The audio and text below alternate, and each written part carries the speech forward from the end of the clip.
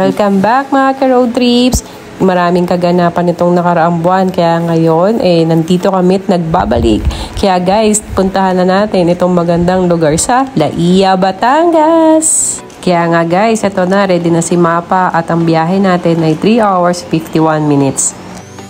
Di naman natin may pagkakaila mga ka-trips na ang Pilipinas ay meron talagang napakagandang mga beaches.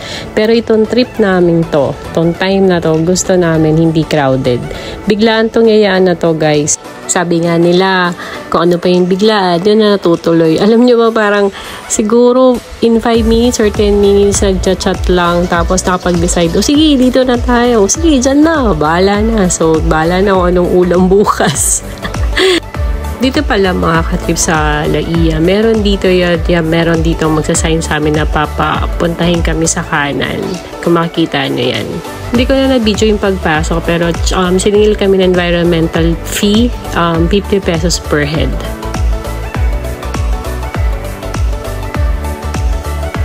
Ayan na mga ka-trips, we're here at the Rest House Laia, Batangas. Ngayon, walk-in kami dito kasi chinek naman namin pwede. And then, itong trip na to, uwian lang to. Umalis kami ng around 5 a.m. sa Antipolo. Nakarating kami dito mga around almost 10. Kasi may mga stopover pa kami. So, hindi ko na nasama din sa video yun. Since medyo magtatanghali na, huwag na natin sayangin mga ka-trips. Sugurin ang Beach Laia, Batangas. Ito nga palang the Rest House is a private resort na meron siyang 900 hectares guys. Yung rate nila for dater is 5K, good na yun for 7 person. Tapos kasama na yung entrance and cabana doon.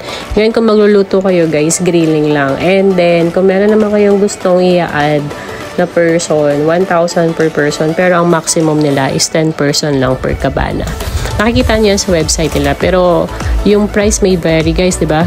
So, makikita dapat update na lang kayo, tingin-tingin kayo sa website nila kung ano yung updated na rate. Basta sa amin, that time is 5K. Mas pinapaganda pa nila yung pwede nilang i-offer, kaya guys, yung ginagawa nila dyan is parang Bali style. Kaya abangan natin yan.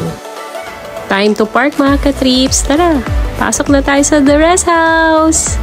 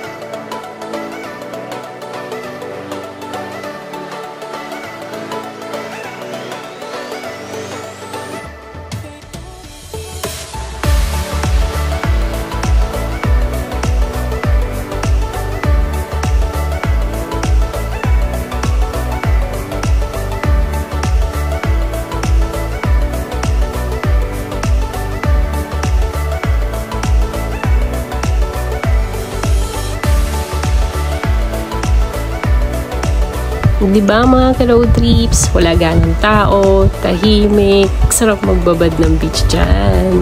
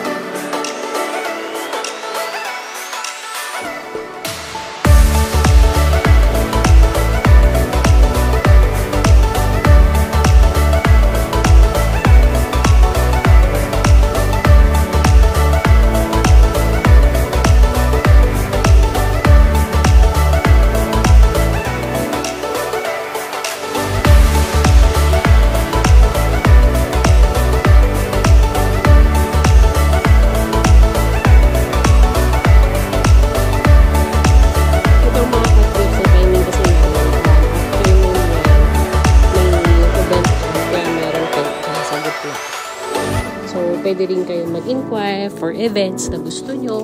Meron din silang mga overnight. And maganda pa dyan, mga ka-trips, kung meron naman talagang budget, pwede nyo rin i-rent yung buong lugar.